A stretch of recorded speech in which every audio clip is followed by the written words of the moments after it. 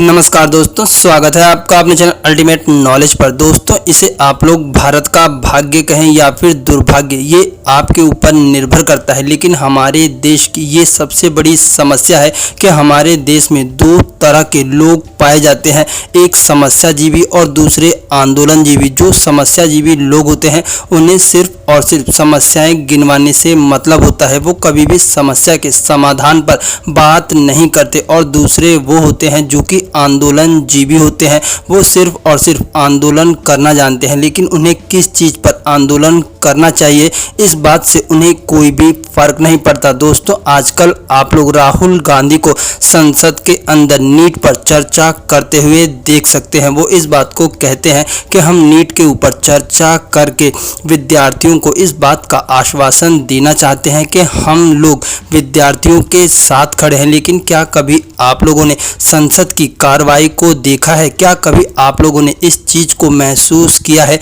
कि संसद के अंदर जो समय बर्बाद होता है उसका पैसा आपकी जेब से जाता है? दोस्तों, संसद को चलाने में बहुत बड़ा खर्च होता है और वो सारा पैसा हमारे और आपकी जेब से निकाल करके संसद को दिया जाता है, जिसे हम और आप लोग प्रत्यक्ष और अप्रत्यक्ष कर के तौर पर सरकार को देते हैं। लेकिन इस देश की सबसे बड़ी दुर्भाग्य की बात यह है कि इस देश के लोगों ने कभी भी संसद के अंदर बर्बाद होते हुए समय के बारे में नहीं सोचा। दोस्तों, भारत के अंदर पेपर लीक होना एक इतनी बड़ी समस्या है जो कि हर सरकारों में होती आई है, लेकिन आज तक किसी भी सरकार ने इसके ऊपर कठोर कार्रवाई करने की बात नहीं कही। दोस्तों, चाहे वो आज के समय में नीट का पेपर हो या फिर उत्तर प्रदेश में पुलिस भर्ती में पेपर लीक होना है या फिर किसी भी बड़ी परीक्षा का पेपर लीक होना, आज के भारत में ये एक आम समस्या बन गई है। लाखों विद्यार्थी जो कि अपने उज्जवल भविष्य के लिए दिन रात एक करके पढ़ते हैं, उनके सपनों को पूरी तरह से जला दिया जाता है। लेकिन सिर्फ और सिर्फ गंदी राजनीति के कारण इस पर चर्चा नहीं होती और ना ही इसके उचित समाधान के लिए संसद में कभी बहस की मांग की गई है।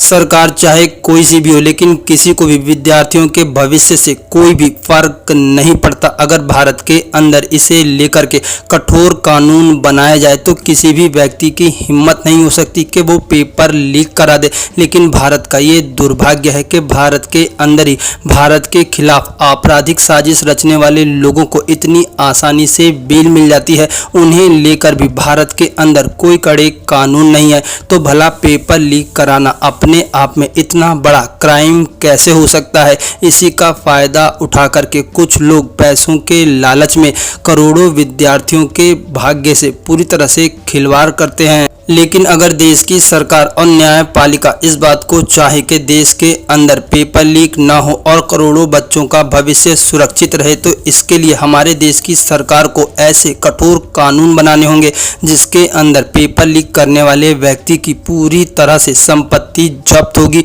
और साथ ही साथ उसकी नागरिकता रद्द होगी और उसे आजीवन कारावास दिया जाएगा। इसके लिए हमारी न्यायपालिका को भी आगे आना होगा और इस बात का निर्णय लेना होगा कि पेपर लीक से जो भी मामला जुड़ा होगा उसकी जांच सिर्फ और सिर्फ 1 महीने के अंदर करके पेपर लीक से जुड़े हुए सभी दोषियों को जेल के अंदर डाल दिया जाएगा। दोस्तों, जब देश के अंदर सख्त कानून होगा तभी उसका डर होगा।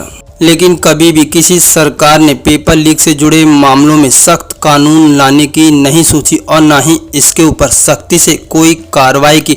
दोस्तों, अगर देश के अंदर कठोर कानून होगा तो देश के अंदर मौजूद करोड़ों बच्चों का भविष्य सुरक्षित किया जा सकता है। नहीं तो इसी प्रकार से पेपर लीक होते रहेंगे और करोड़ों बच्चों का भविष्य हमेशा अंधकार में रहेगा। दोस्तों, आप लोगों की इस पर क्या राय है? प्लीज़ अपनी राय कमेंट बॉक्स में ज़रूर बताएं।